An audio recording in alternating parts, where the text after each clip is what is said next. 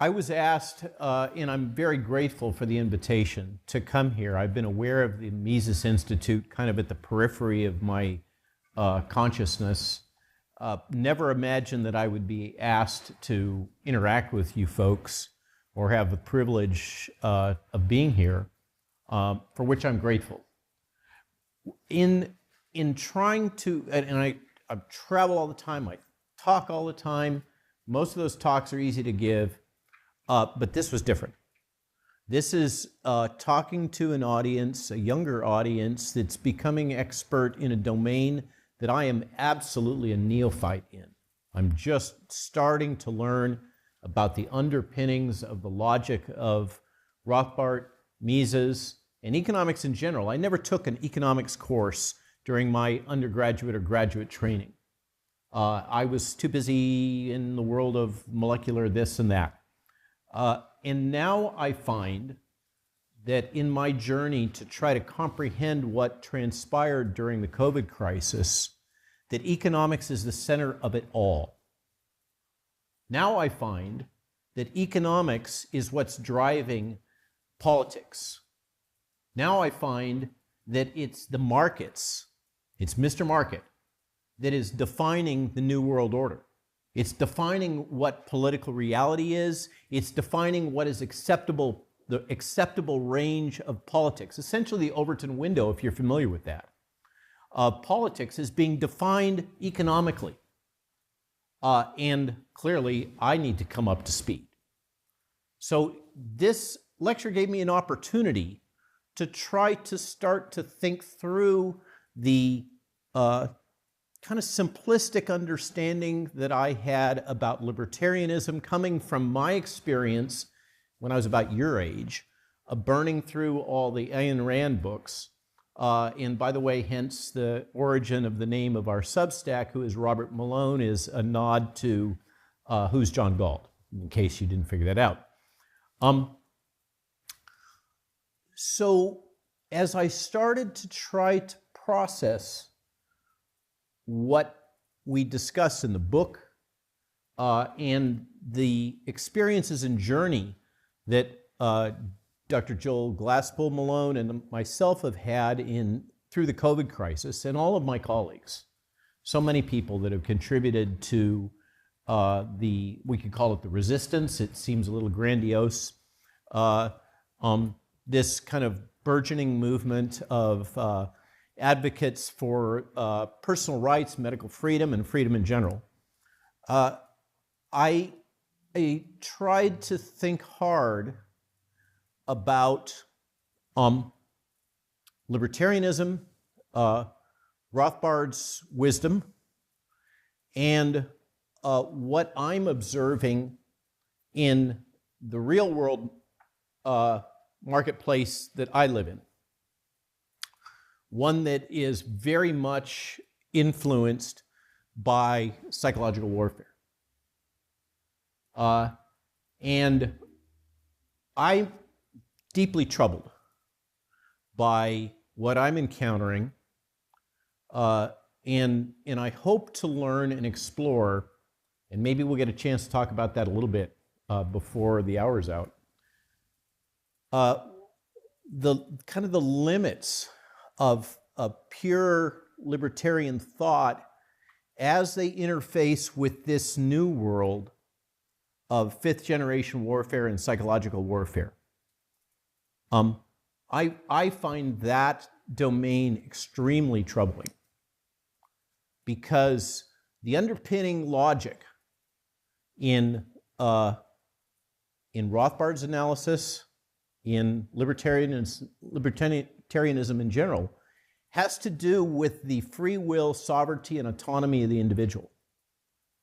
And with this technology, those concepts become obsolete to a significant extent. Now, I'm a little fearful because I've been living in this world for 4 years now, and you haven't. And so maybe you have, but maybe not obsessing about it the way that I have. And so I don't want to leave you behind. So when I say things, if they don't make sense, please ask. Okay? It's okay. I love questions. It's okay to interrupt me. Robert, I don't understand that. Can you elaborate? Can you clarify? Define that term. Doesn't make sense to me. I used to be an academic. I can handle it. Okay? So when I say things, and perhaps I might be assuming that I'm being clear to you, and you're not following it, I want to know that. I want that feedback, because it's super important to me that I communicate effectively with you. That's the whole reason why I'm here. Now I'm going to start with a quote from George Bernard Shaw, famous playwright. All censorships exist to prevent anyone from challenging current conceptions and existing institutions. All progress is initiated by challenging current conceptions and executed by supplanting existing institutions. Consequently, the first condition of progress is the removal of censorship. Simple stuff. I could imagine Rothbard writing that.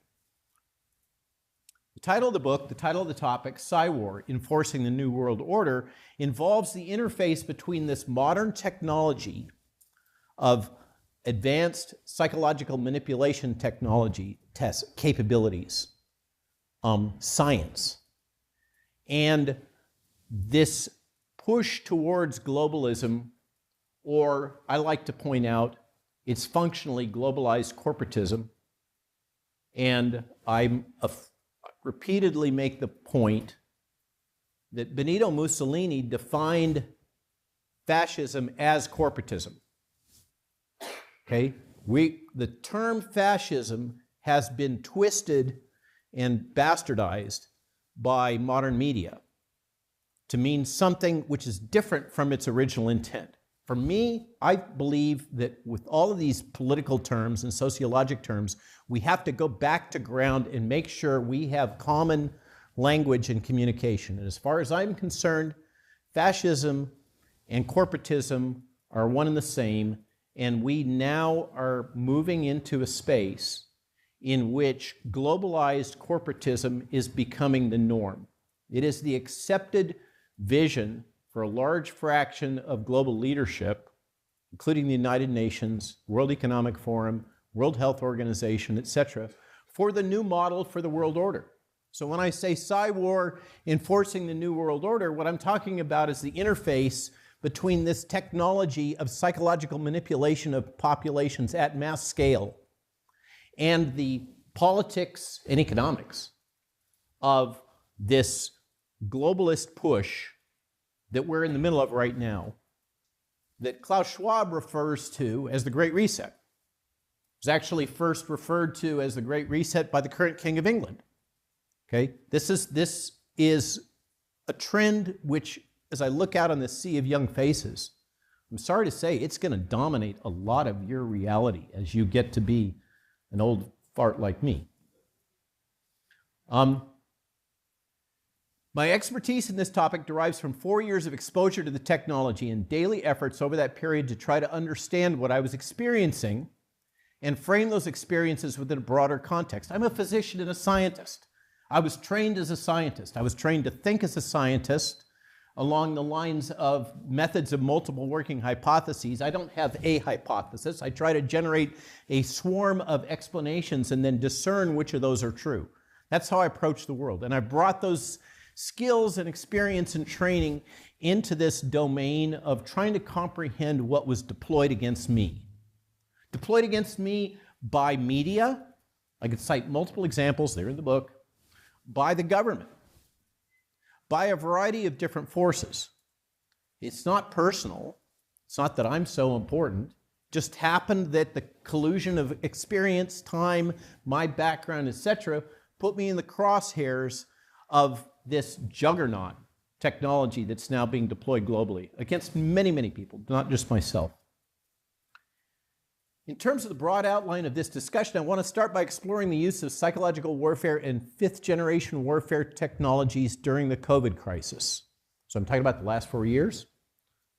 We could say since the fall of 2019. Then I'll proceed to psychological bioterrorism, emphasizing the COVID-19 crisis and avian influenza. We are currently living in yet another round of psychological bioterrorism that's being deployed on us, in case you didn't figure that out.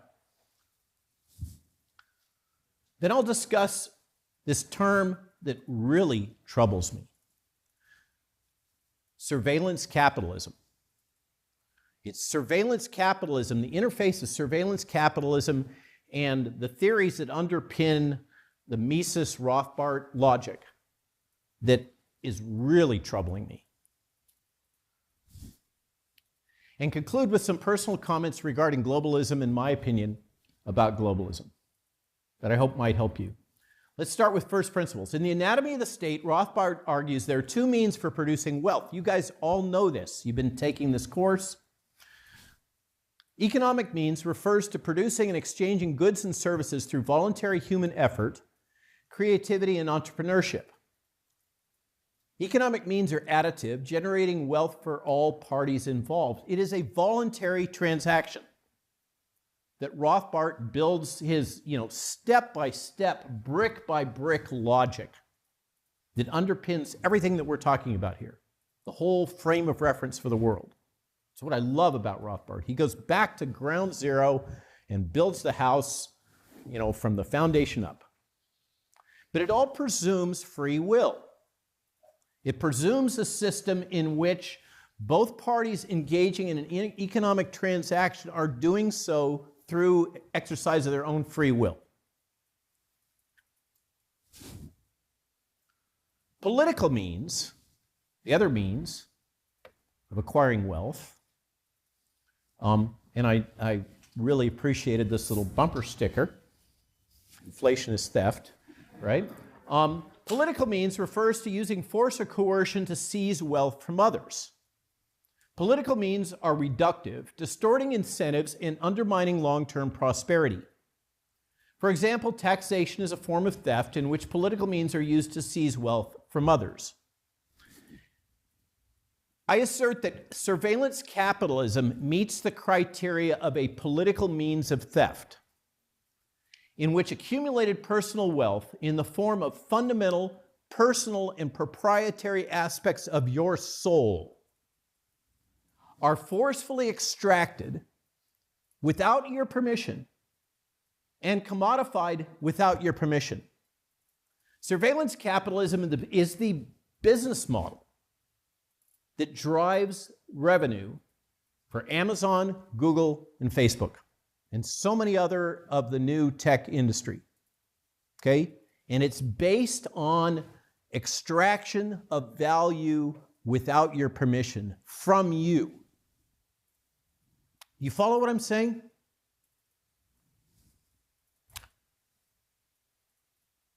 This has also pursued this business model, which I don't think Rothbard it's not covered. I hope that some of you someday might illuminate this space and give us the intellectual underpinnings to understand and bring the logic, to the extent it exists, of surveillance capitalism into the frame of reference of libertarianism. Right now, it doesn't exist. This is also the business model pursued by the entire mercenary censorship industrial complex, the fact-checker industry, and a wide range of non-governmental cutout organizations which act on behalf of a variety of governmental, NGO, and corporate organizations. Okay? These all function, they generate profit by extracting value without your permission from the very essence of who you are, what you say, what you think, what you feel. That is what's extracted from you, reformulated, packaged as a product, and then typically repeatedly sold as basically futures, a commodified future based on essential characteristics of who you are and what you think and believe and feel, what your motivations are. Okay? That is the essence of the modern social media, internet industry. In a sense, corporate media also practice a form of surveillance capitalism in which they engage in slander and defamation to advance political objectives and perspectives by intentionally and maliciously damaging reputations. Think about it. Okay? Corporate media generates profit by basically taking from you, if you become their target, and you can watch it playing out right now in real time in the presidential election. Look at what's being deployed against the new vice president candidate. Okay? What was deployed against Nicole Shanahan when it was announced that she was going to run as Bobby Kennedy's VP. Okay? They extract aspects of your soul, reformulate them, and weaponize them as slander and defamation and generate profit in doing so. It is their core business model. Okay? They train journalists, they call it advocacy journalism, which is really training them to be propagandists, in how to do this process while avoiding the risks of lawsuits. They're actively trained to do this at CNN, Washington Post, New York Times, et cetera, et cetera. This business model extends all the way down to social media trolls who build audiences, clicks, and followers by publishing salacious and unfounded rumors, speculation, and accusations. Followers, clicks, likes, and trollery can be directly converted into revenue. But they are doing so by extracting value without your permission. Your reputational value is being pulled out, weaponized, reformulated, and used for purposes of advancing economic interests of third parties without your permission. Okay? Again, this, I believe, fits Rothbart's second criteria, the criteria of generating wealth through theft. I think they're thieving, they're stealing parts of the essence of you. There's a quote from 1962, a character that any of you that have read Brave New World know Aldous Huxley. 1962, there's a fantastic interview in 1962, black and white, where he talks about this kind of stuff. He talks about propaganda, censorship, and the ability to manipulate populations. He asserts, by means of ever more effective methods of mind manipulation, the democracies will change their nature. The quaint old forms, elections, parliaments, Supreme Courts, and all the rest will remain. This is 1962. The underlying substance will be a new kind of totalitarianism. All the traditional names, all the hallowed slogans will remain exactly like they were in the good old days. Democracy and freedom will be the theme of every broadcast and editorial. Meanwhile, the ruling oligarchy, with its highly trained elite, will quietly run the show as they see fit. Now, I don't want to get too partisan here, but does this sound familiar? Psychological warfare is when psychological operations methods are used by governments against a foreign population, classically, or even against the citizens of a government in a coordinated fashion. Okay? Psychological warfare is the new battlefront. NATO calls it hybrid warfare. The goal here and the reality, the realization, is that governments can be more effectively managed and overthrown instead of relying on kinetic warfare through the use of propaganda, media, and psychological manipulation techniques. And once that was appreciated, then particularly the Western alliance, the Five Eyes Intelligence Alliance, which many assert is the most powerful intelligence organization in modern history. For those who are not familiar with Five Eyes, this is the intelligence alliance that exists between the United States, the UK government, the Canadian government, the government of New Zealand, and the government of Australia. Now, for those of you that were kind of alert and awake and watching what happened during the COVID crisis, we could say Austria perhaps, but those have been the harshest, most totalitarian nation states in terms of their responses. They have all acted in harmony. They have acted based on coordinated information and strategies, the Five Eyes Alliance.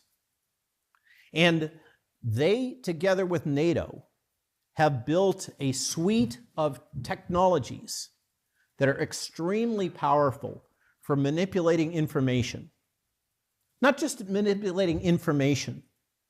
The tech is so powerful now that everything that you think, feel, believe, the information that you encounter that's available to you can be managed and manipulated. And you think that you're immune to it because you're so highly educated and intelligent.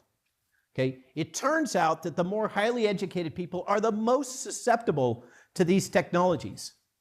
Folks like me that have been through a stupid amount of postgraduate training are all basically trained to accept authority, to accept and assimilate the information that is put to us. People ask me all the time, what happened to the medical profession? The medical profession is all trained to basically regurgitate whatever they're told and to follow along with the guidance that are provided by people that are further up in the food chain.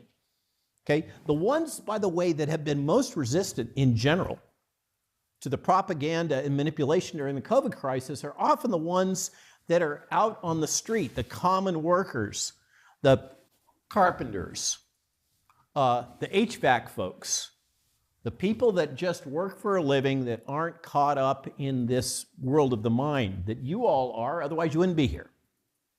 So don't tell yourself that it's not going to happen to you. Probability is that you are extremely susceptible to this type of manipulation. Now, some of you may remember my speaking about mass formation psychosis on Rogan. Literally broke the internet. Google had to manually manipulate search results because they didn't like people finding out about those concepts because they were fundamentally threatening to Google's business model. Okay? But mass formation psychosis is, in mass formation, the process of the formation of crowds, the basis for totalitarianism, is only one aspect of this. That has to do with the fundamental problems associated with social disassociation, with all of you folks sitting here on your cell phones, not being well connected to other members of your community. Bless your hearts for what's happening here. I love it, where you're all talking to each other. That's how we avoid those kinds of things. But you are all being subjected on a daily basis. You're being bombarded by propaganda, by psychological warfare, by psychological manipulation. Psychological bioterrorism is the use of fear about a disease to manipulate individuals or populations by governments and other organizations such as Big Pharma. Although the fear of infectious disease is an obvious example, it's not the only way that psychological bioterrorism is used. Other examples include propaganda regarding environmental toxins, unsafe drinking water, soil contamination, climate change risk. Another name for psychological bioterrorism is information bioterrorism. And by the way, that process is well defined. There are well-defined steps. If I get time, I'll go through them, that have been developed and deployed by intelligence communities on all sides.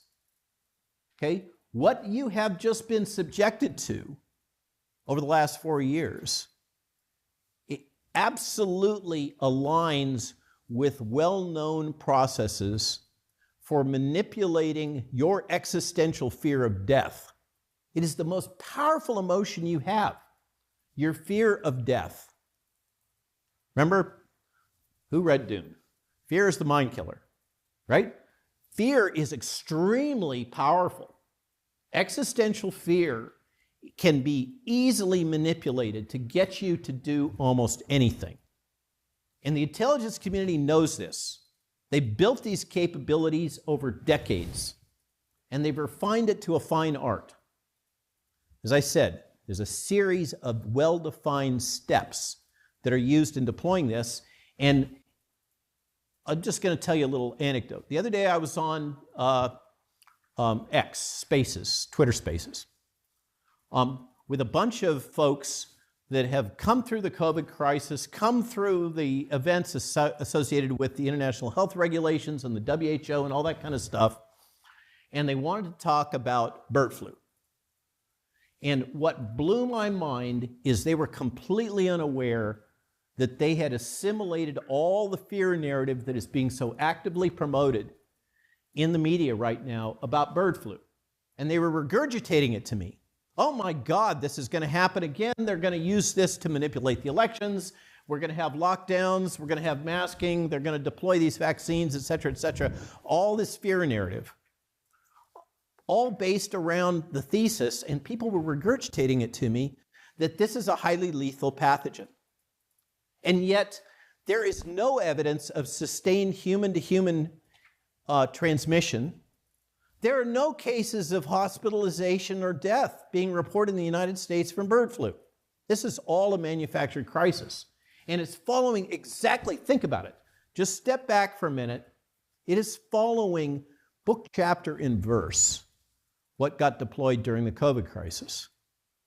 Okay? And yet still, these people that should have been the most sensitized to it, the most aware, were falling right in it. That's how powerful this tech is. You think you can resist it, you can't.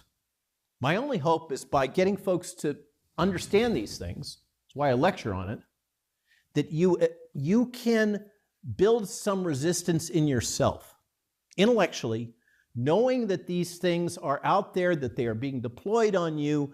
You can cognitively process and be aware that you are being manipulated. And hopefully, just like your awareness of how they sell you soap, okay, propaganda and marketing are kissing cousins. And as Americans, largely, that have grown up under modern marketing techniques, you're fairly resistant to all the methods they have to sell you soap and hamburgers and everything else. It still works, obviously. We've got a population that's getting fat and eating McDonald's all the time. But compared to what happens in the emerging markets, Latin America and Africa, those people are sitting ducks for modern marketing technology. The same holds for psychological warfare, propaganda. Now, I've introduced psychological bioterrorism, psy-war. Now I'm going to talk a little bit about what is fifth-generation warfare. Fifth-generation warfare has become a mainstay, as I mentioned, of NATO strategy, Russian strategy, battlefield strategy across the world. What does this mean, this term? Fifth-generation warfare sounds very scary, and it makes it sound as if warfare has discrete stages, okay? First-generation warfare, sticks and stones, we're throwing them at each other. Second-generation warfare, we have more of a kinetic component, but it's still typically under centralized control. Third-generation warfare. Third-generation warfare is you have increasing decentralization of command chain. Think about the Blitzkrieg. The Germans during World War II were masters of third-generation warfare. They gave battlefield commanders freedom to operate, and they deployed non-traditional means and strategies to overcome their opponent. Fourth-gen warfare, in a nutshell, is what we have seen deployed by Al-Qaeda, the Taliban, and the Viet Cong. Okay, it's these resistance movements that have typically a religious component, in addition to a kinetic component. kinetic warfare component, guns and tanks and whatnot. Fourth generation warfare, I assert, and many others, the United States military has not won a single fourth generation war. Okay? And with the emergence of fourth generation war, the US military has become aware, NATO's become aware, Five Eyes Alliance has become aware of the crucial importance that is mentioned extensively in The Art of War. I mean, this has been around for millennia, these ideas, that the ability to manipulate one's opponent and the population within one's opponent is the best way to win at warfare, to overcome your opponent. And these guerrilla movements have used it extremely effectively. They don't have to have centralized control. Remember, that's another key thing. Osama got killed, what happened? Boom, total decentralization. It became even harder. All they did was propagate the logic that, well, you got to go out and kill Americans. We really don't care how you do it, and we don't care who's leading your particular cell. That becomes extremely effective. You're faced with whack-a-mole if you're an organized military. What are you going to do? Oh, you're going to try to get more expert at using propaganda and information warfare in order to counter the messaging that's coming from your opponent. That's fifth gen. Okay, that is PsyWar. That is a technology suite that was built for offshore combat by our military and the UK in particular, working closely with their intelligence communities, to give us new capabilities to counter these insurgency movements. And what's happened is, as often happens with governments and technology in general, once the tech exists, it gets deployed for other purposes, purposes that happen to be politically convenient at that time. And I've spoken to many people that have been part of these PsyWar units in Europe and in the United States. And a lot of these retired colonels are pretty pissed off because the tech and capabilities that they helped develop for offshore combat, they know are now being deployed against civilian populations.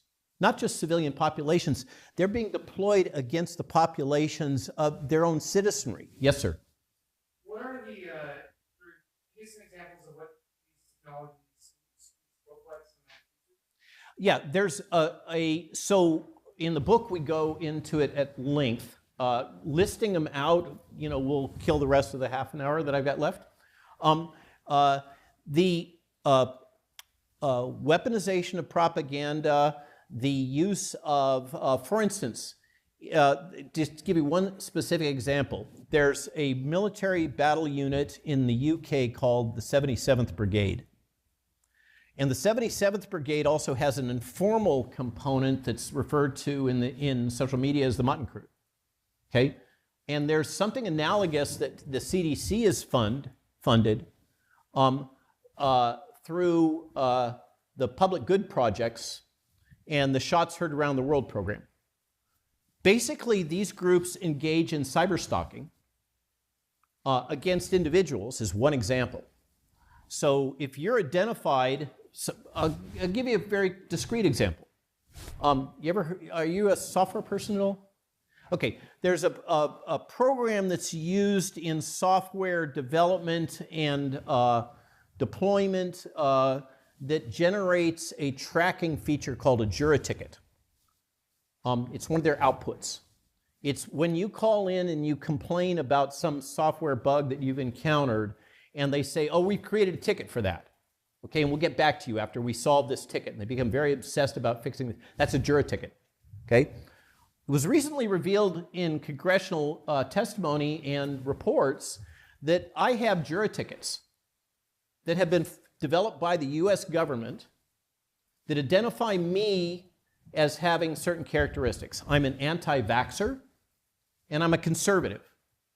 Those were sufficient to merit the deployment of weaponized propaganda against me in social media, targeting through these various groups like the crowd stalking activities, in which the CDC and in the UK, the 77th Brigade, for instance, targeted Andrew Bridgen.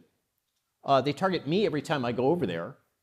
And you'll see just a slew of concerted trollery attacks and other misinformation and disinformation being promoted against those who have said things which are contrary to the accepted narrative.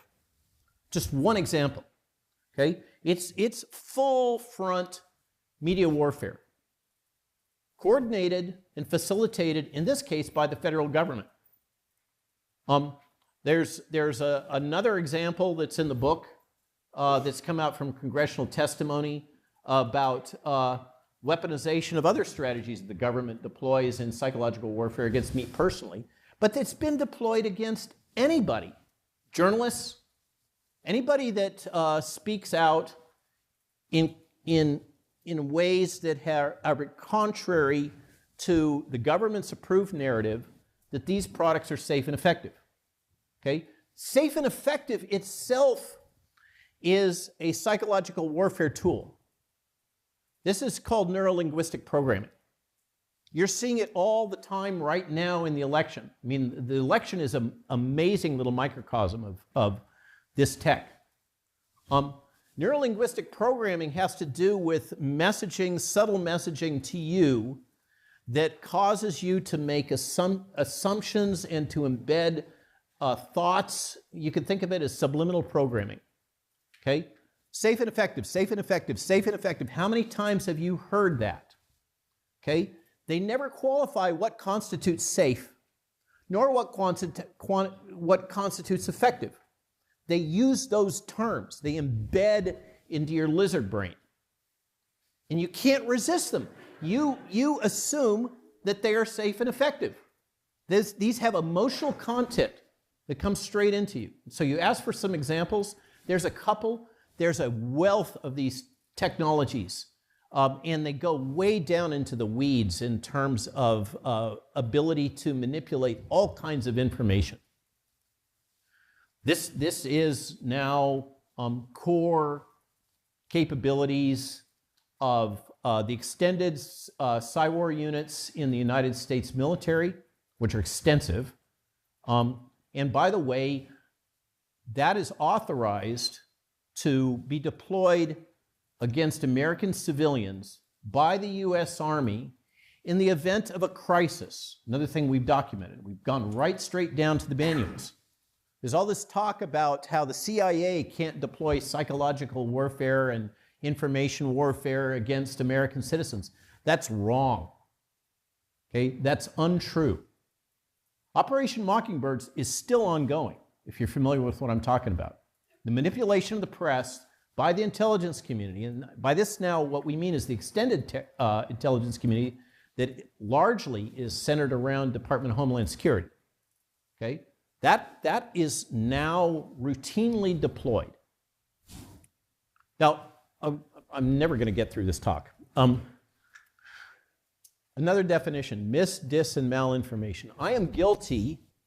I mean, I had a expert witness report in San Diego thrown out by a judge because I am judged guilty of spreading misinformation on the basis of an article published in the New York Times and the Washington Post. That's called hearsay evidence. But they both asserted that I'm a spreader of misinformation. Why did they say that? Well, it turns out the government asserted that I was spreading misinformation for, among other things, saying that these vaccines were not safe and effective. And the reasons why, and you've seen those podcasts, et cetera, okay? But that was sufficient to cause me to be labeled. Why were those of us that were saying these things that were just based on scientific data, medical truths, labeled in this way?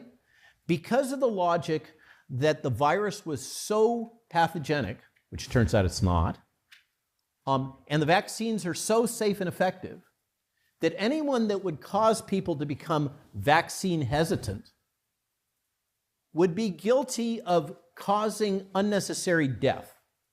I mean, there's 5 or 6 different ways I've been accused of being a mass murderer, and that's one of them. And in the face of the risk of someone sharing information, which may be true, which would cause someone to become vaccine hesitant, that was sufficient to justify virtually anything short of assassination, to cause that person to no longer be able to share that information. That's the underpinning logic that we saw in the COVID crisis, and that's now been broadened to questioning climate change, questioning whether or not, not to get too political, whether or not Kamala Harris was border czar. I mean, we've now kind of normalized this process to control information that's inconsistent with what the state wants to be the approved narrative. And they have a language around it. It's mis, dis, and malinformation. I'm accused of spreading misinformation. So what is misinformation, this great sin that I and others are accused of? Misinformation is information which you share, which differs from the approved narrative as promoted by, in this case, because we're talking about public health, NIH, CDC, or the World Health Organization. If I say something that's different from what the approved narrative is coming from WHO, CDC, or NIH, which have been repeatedly proven to be false, I am guilty of spreading misinformation. Now, what's disinformation, if that's misinformation? Disinformation is if I'm doing it for political purposes. Let's imagine, and I have not endorsed Bobby Kennedy, but let's imagine that I've endorsed Bobby Kennedy and I'm spreading his messaging regarding vaccines and vaccine safety because I want to help get him elected. Okay, that would be disinformation because it would be different from the approved narrative, but it would be being spread for political purposes. Now here's the kicker. What is malinformation? As defined by the Department of Homeland Security, Secretary Mayorkas. And by the way, all 3 of these are defined in a DHS memorandum as being domestic terrorism. When you say that Robert Malone or you are spreading misinformation, that is now equated to saying that you are a domestic terrorist. Malinformation is information which may be true, but causes the receiver, the recipient of that malinformation, to become more distrustful of the government. Okay? I guarantee that you all have heard a bucket load of malinformation over the last couple of days. Okay? You've been subjected to, by Secretary Mayorkas' definition, a fire hose of terrorism, of domestic terrorism. Okay? That's how insidious this is. Now I'm going to introduce another thing. The concept of the banality of evil. As I've tried to think about all this and talking to other people, people again and again and again talk about what has been happening has been evil. For some of us, we don't have language. I could never imagine that I would be talking about things like good and evil as a scientist. It's just kind of foreign. It's not part of my language. And yet over the last 4 years, it's become commonplace.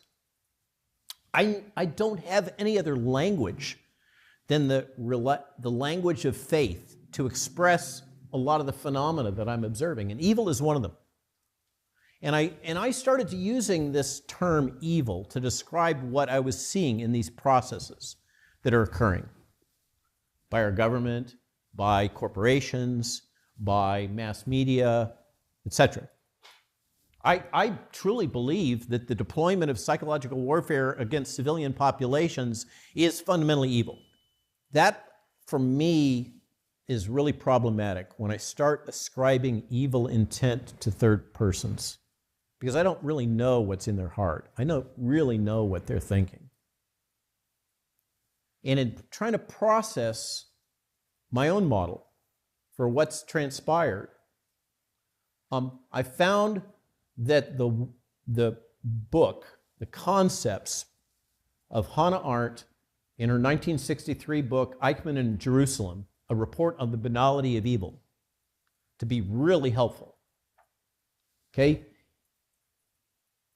The concept of the banality of evil is often misunderstood as suggesting that evil is ordinary or common. Not true.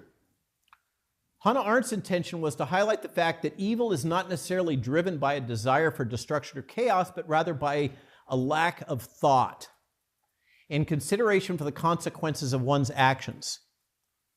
The banality of evil often arises from bureaucracies. They have their own intrinsic logic and structure. People that exist within those bureaucracies, and including Eichmann, one of the key organizers of the Holocaust, essentially takes the position, as do the people that were driving the trains and so many other activities that contributed to the Holocaust during World War II. They were just doing their job. They were just following orders. They were just fitting in. The banality of evil refers to the fact that evil can be committed by ordinary, unremarkable people, including bureaucrats, who are not driven by a desire for evil. They're not Mr. Evil scheming, but rather by a lack of moral imagination, a failure to think critically about the consequences of their actions. Banality of evil arises from individuals that are just going along to get along. They're not thinking about the consequences of what they're doing. They're not thinking about the bigger picture. A lot of this stuff all originates in a failure of people to think and take ownership and responsibility for their actions, which, of course, trying to bring it back, is at the core of libertarian thought, that you take responsibility for your actions. And based on this, I came up with a model. It's a Venn diagram. Sorry, I don't have it as a slide. What has really occurred over the last 4 years? What is occurring now? I think we have the interaction of three major forces. One is just gross incompetence. One is nefarious scheming. There absolutely have been people that have taken advantage of the COVID crisis for economic and other benefits, political benefits. Nefarious scheming can't be denied. The other is the complexity of the systems that we've developed, complex systems. And at this intersection of incompetence, nefarious scheming, and complex systems, we have a number of other phenomena that emerge. At the interface between incompetence and complex systems, we have arbitrary bureaucracy. At the interface of incompetence and nefarious scheming, we have unanticipated consequences. At the interface of nefarious scheming and complex systems, we have corruption. And right in the center of all of these forces, we have the banality of evil.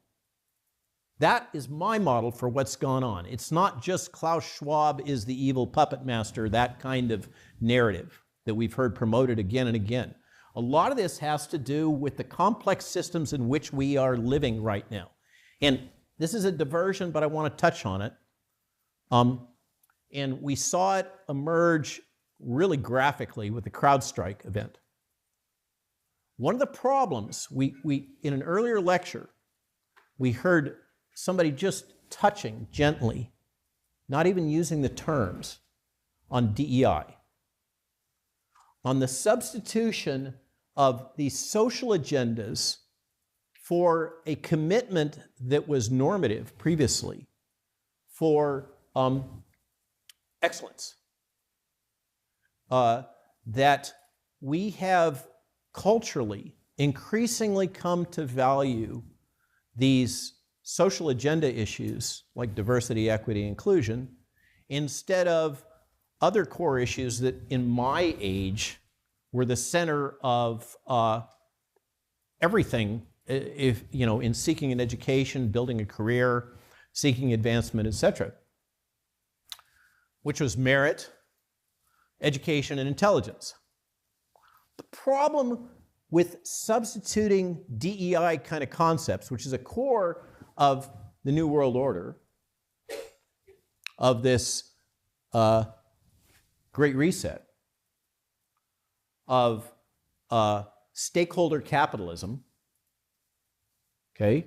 That corporations should not be so focused on profit, they should be focused on the social good that they generate, okay? It's fundamentally repugnant to the logic of Rothbard and Mises and the whole libertarian concept, as far as I'm concerned. But the underlying that is that if we choose to build our society and our systems around these social agendas, like diversity, equity, and inclusion, what we will do is gradually degrade the capability of the complex systems which we rely on to function. And this kind of cascading failure that we've seen with the COVID crisis in so many ways, the corruption, the misrepresentation, the failure to think, the rampant failure of the medical system, it's just undeniable. That kind of complex system failure will become more and more and more common because we've built a edifice in the Western world of interacting highly complex systems that require deep technical expertise in order to maintain. We're talking about air traffic control, computational systems like CrowdStrike. And that was for those of you that aren't coders and wonks, that was a simple coding error in a pointer in C++. It took out the biggest system-wide computer failure in the history of the world because somebody didn't do their job right in coding and somebody else didn't do their job right in terms of quality control. And the whole system all over the world failed. Okay? We're going to see more and more and more of that if we fail to focus on merit, education, and intelligence, and instead substitute these various social agendas in maintaining our infrastructure, our human capital. Enough on that.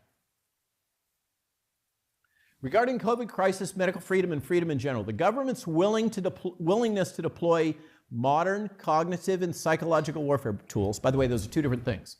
Cognitive warfare tools go into your subconsciousness. Psychological warfare tools approach your conscious mind. Governments willing to deploy modern cognitive and psychological warfare tools and technologies against their own citizenry in combination with collusion and coercion, using the power of modern big information technologies, an evil the world has never known before. We give rights to our government. You guys, this is for you. We give rights to our government in exchange for our government's commitment to providing security, furthering prosperity, and respecting people's autonomy, sovereignty, and will. Over the last 4 years, many have come to learn that there's a suite of technologies and capabilities that have been developed over decades which can influence everything that we think, feel, hear, and believe. That's what I'm talking about. Your mind is not your own. These technologies have been developed and deployed for offshore use, as I mentioned, specifically to advance American interests through the U.S. State Department, the intelligence community, CIA, and Department of Defense. I mentioned about Five Eyes. This has also been bundled with the initiative that the United States has felt consequent to World War II and the collapse of the imperialist government organizations throughout Europe, that we're the good guys. The United States, the good guys.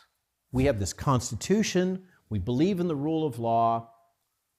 We have a moral fabric. And if we didn't step into the power vacuum left after World War II, then the USSR would, China would, etc.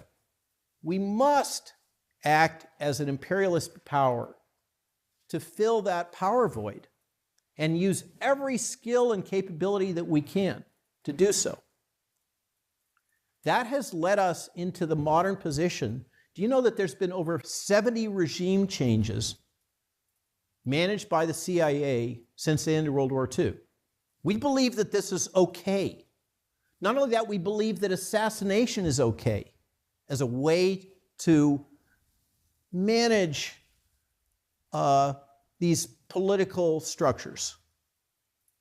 And I assert that what we've done is we've normalized these methods, including assassination, to the point where we had an American president that was perceived as a risk to American foreign policy, and he was assassinated.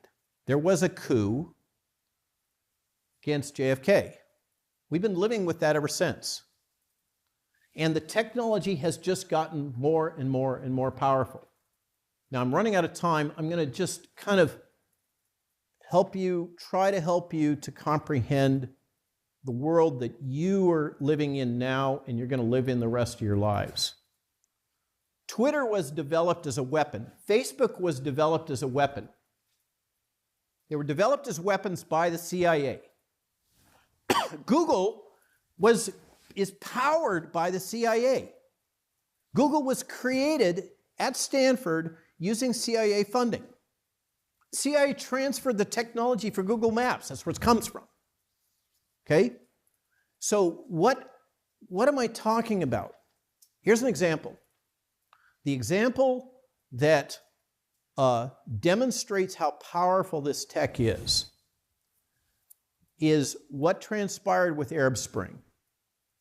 Arab Spring was the first clear, unequivocal fifth-generation warfare battle that was won.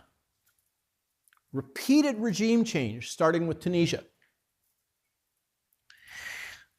The thing is that with these social media platforms, the tech exists. I know this because I used to support a client that built some of this tech called Behavioral Matrix.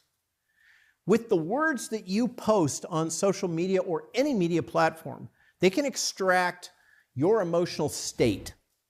It's all validated using statistics.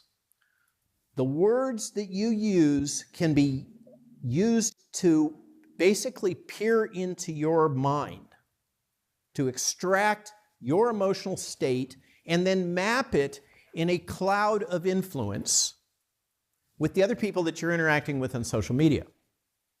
And that cloud, statistically validated cloud of interactions, can be used to pull out those within that sphere that are expressing emotions and thoughts that those that are managing it wish to elevate or suppress. You ever heard of shadow banning? Shadow banning is just part of the toolkit. Okay? Those influencers can be manipulated so that they are more widely circulated and influencing that cloud, or less so. It can be manipulated so that you can pick out voices that are saying, we need to go attack the palace, or we need to all meet here, or whatever the thing is, and then propagated through that entire matrix. You asked for examples, okay? This is how this tech was built as a weapon. It can move populations, and did so, clearly documented during Arab Spring to result in multiple examples of regime change. Extremely powerful. Grease lightning. What's not to like if you're the CIA? And we didn't have to go shoot missiles. We didn't have to shoot guns. But this tech, remember, if you're interacting on your little social media platform that you call your cell phone, and there's 2, or even better, 3 cell towers within range, you can be precisely triangulated in 3-dimensional space. You can be kinetically targeted with extreme precision, and that database all gets linked to Gorgon Stare. These are the high-resolution satellite imagery technology that exists. So who you are, what you look like, what your vehicle is, who you're associated with, what you're saying on social media, all that stuff is captured and tracked and weaponized. All great, you know, if this is your business. And then along comes UKIP, Nigel Farage, and Brexit. okay? And oops, it got turned on its head. Cambridge Analytica and the Trump election, oops, got turned on its head. And suddenly, the intelligence community realized they had a problem.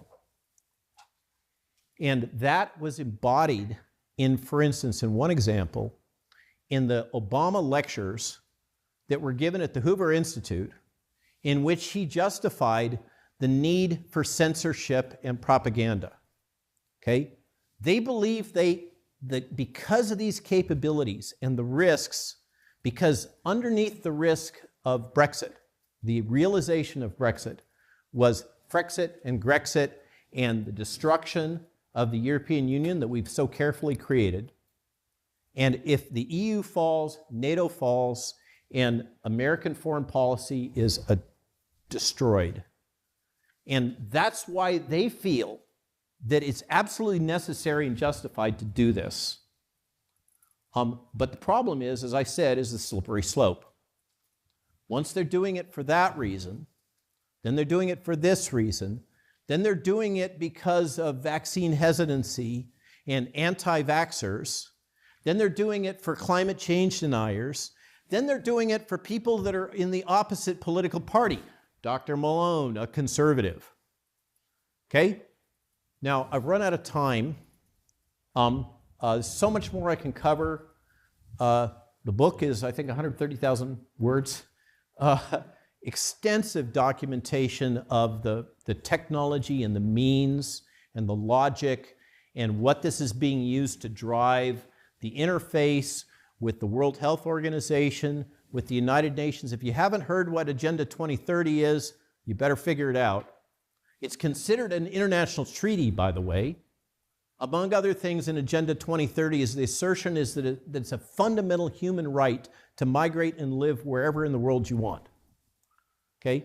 A lot of these things that you encounter, open borders, it just doesn't make sense, right? No, it's codified specifically in Agenda 2030. This is the new world order that you have to deal with. I'm going to be dead. Okay? All I can do is what I'm trying to do right now is to help teach, reach you, and this is a powerful group. What Mises has assembled here, I'm really impressed with. I'm impressed with seeing all of you having these deep intellectual conversations over burgers about all kinds of things. It's just fantastic. And I can tell you that this kind of thing is starting to happen all across the Western world. It's happening that the people that are driving the populist movement in Europe are the people that are your age. The people that are voting for the Alliance for Deutschland, a party that has been made illegal in the state of Germany. Here's a fun fact. If you fly the German flag in Germany, you're considered a neo-Nazi. If you support nationalism, you're considered a neo-Nazi. That's where this has gone in Europe. And it's folks your age that are starting to stand up and say, no, this is not the world we want to live in. We don't want to live in a world dominated by surveillance capitalism and that logic. And I hope that this little time that I've spent with you, I've helped to at least pique your curiosity. What the heck is this guy talking about? He sounds like a crazy, wild-eyed conspiracy theorist. Okay? And it does sound that way. But it's all real. It's all documented. This is what's going on underneath. This is the world that you're inheriting. And my challenge and question to you is, what are you going to do about it? Thanks a lot for listening. I'm glad to take questions.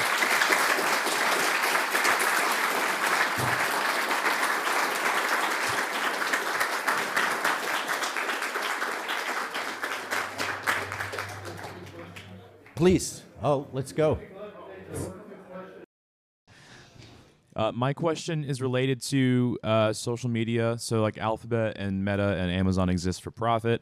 What would you say to someone who doesn't mind giving up their knowledge of their consumer and religious preferences in return for having free use of those services. They want to do it I think that's voluntarily. their right. Okay? And I really am convinced, compelled, and committed to this underpinning logic that we're, for want of another word, we're calling libertarianism or we're calling anarcho-capitalism. I think this is the most powerful, intriguing domain intellectually in the world right now. And just like I'm committed to free speech, even when it's free speech that hurts me, from the trolls and the haters and everything else, I can't say, no, you can't say those things, and still be committed to free speech. And I can't be committed to free markets and say, no, we have to constrain these people. They shouldn't be allowed to give up their information. But I think that getting back, and this is what's troubling me, and I would really love to learn from work product of the Mises Institute about how I can better think about this. But I assert that this is an unwilling extraction, and it's not my conceptualization. We are being treated as a natural resource that's being mined to extract information. The best metaphor is the matrix, okay? To extract value from us without our permission, then reformulate that and repeatedly resell it, okay? And that's theft. That's why I use these terms like soul, okay? Now, if Meta and Amazon, bless their hearts, it's the same business model, they're just more vertically integrated than the other two, right? Facebook and Meta resell the information to third-party marketers, but Amazon has just built the whole stack, right? But it's the same business model. But they're doing it surreptitiously, and they are working extremely hard to avoid any kind of constraints. They don't recognize, think about it, fundamentally, they refuse to recognize morality as a constraint on their business model.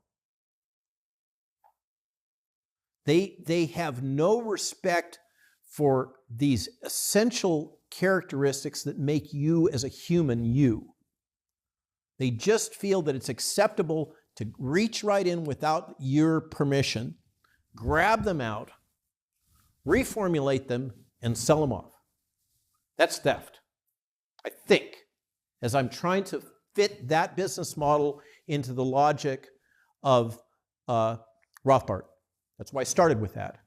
And if somebody, if Facebook or whomever is open and transparent that this is what they're doing, and you are, rather than these sneaky little, they pop up all the time, terms and conditions, all written in tiny little language, intentionally Byzantine. Okay, see, nobody reads them. Nobody really processes what it is they're saying they're going to take from you. Okay, that's not, I don't think that's acceptable. That's why I started by saying I find this really troubling, because here we're all committed, I think, to free markets. And here we have a market concept that's commodified, and by the way, it's part of a broader trend. This is an unregulated space economically that they've figured out a business model to come in and commodify and capitalize and extract value out of. But the difference is that, in Rothbard's analysis, wealth is generated by humans extracting and building value from the surrounding world, the earth. Here, it's extracting value from you, from humans. And personally, I think that's fundamentally different. And I think that to do that without being open and transparent is a fundamental violation of ethics, and I don't know how to fit that into the intellectual space of libertarianism. Does that help? Have I answered your question? Yeah. Maybe one more. How about the lady? Thank you. My name is Elizabeth Stump. My question is, how do we practically fight against psychological warfare? Right. So I put a bunch of chapters in the end, Jill and I have, and we put in chapters that our prior book is not to pump, but hey, it's economics. Lies my government told me and the better future coming. I always try to include suggestions for what we can do. I think we're facing an environment in which you individually have to make some choices about the extent to which you allow yourself to be integrated into this new system, this new world, this information matrix. One of the fundamental truths of psychological warfare is the only way, this is a real surreal landscape. People refer to it as the post-truth environment. Truth is entirely subjective now. And the only way to win at psychological warfare is not to play. I think personally that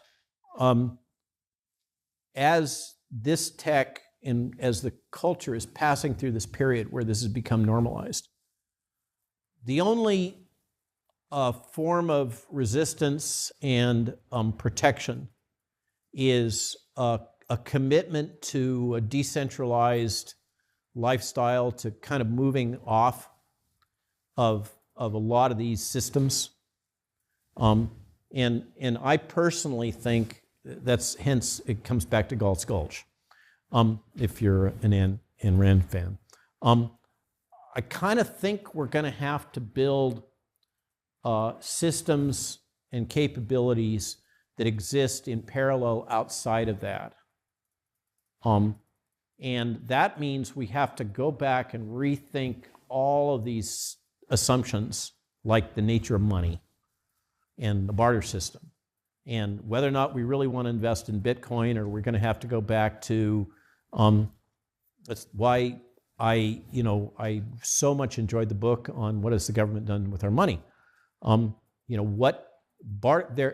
These fundamental characteristics that Rothbard teaches that money has to have: divisibility, ready exchange and portability, things that can't be solved with a barter system. Again and again I hear people saying, oh, we just got to go back to barter. No, I'm sorry. Read the damn book, right? So I really think that our only option to protect ourselves is to force ourselves into a new way of being. And I think that if you think of it, you can think of it as, oh no, as if I didn't have enough complexity in my life.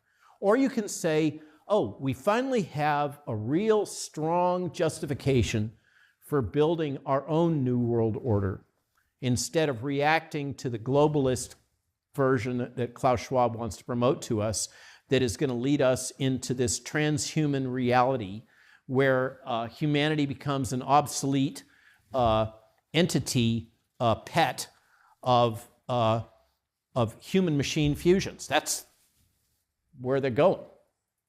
I don't want to live there. I bet you don't either.